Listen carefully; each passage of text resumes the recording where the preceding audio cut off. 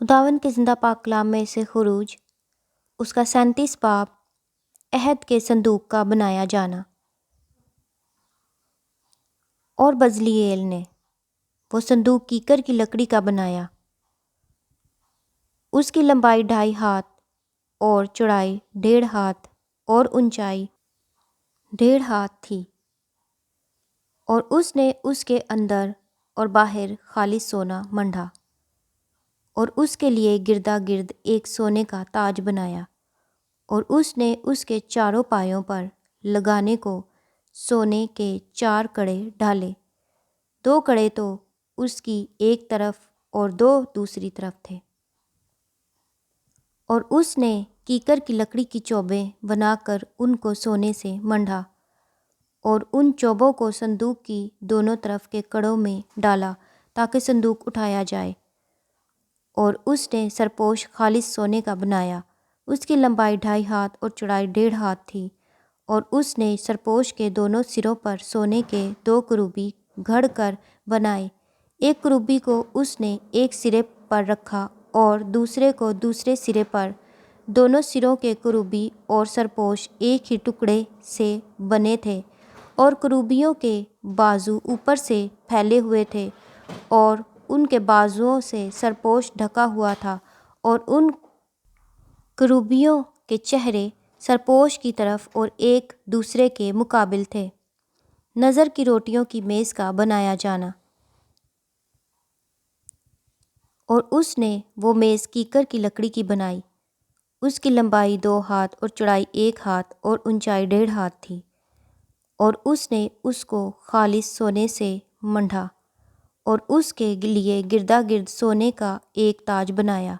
اور اس نے ایک کنگنی 4 انگل چوڑی اس کے چاروں طرف رکھی، اور اس کنگنی پر گردا گرد سونے کا ایک تاج بنایا، اور اس نے اس کے لیے سونے کے 4 کڑے ڈھال کر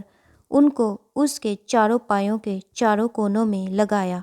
یہ کڑے کنگنی کے پاس تھے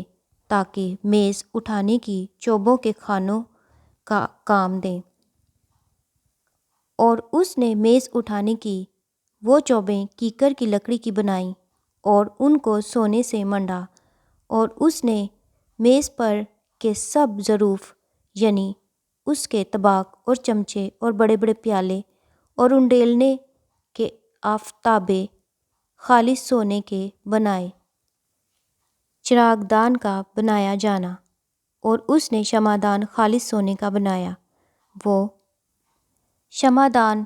اور اس کا پایا اور اس کی ڈنڈی گھڑے ہوئے تھے،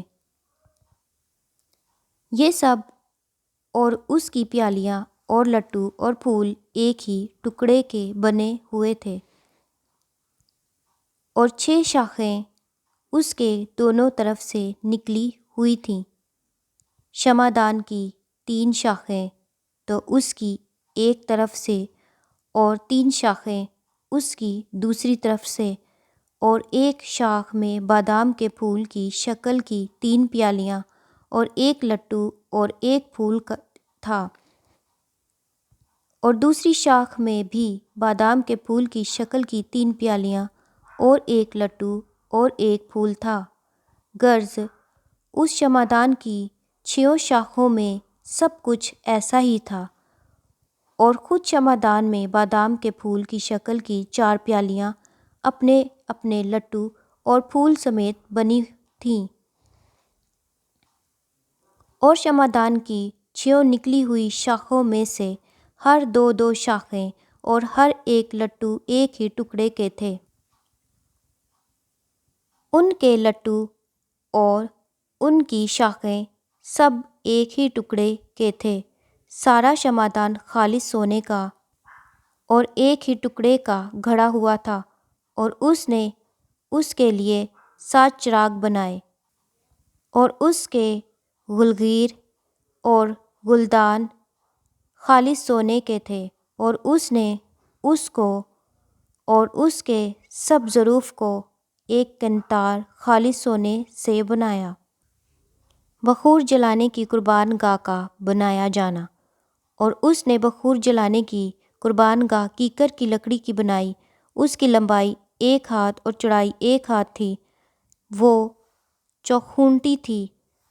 اور اس کی اونچائی 2 ہاتھ تھی، اور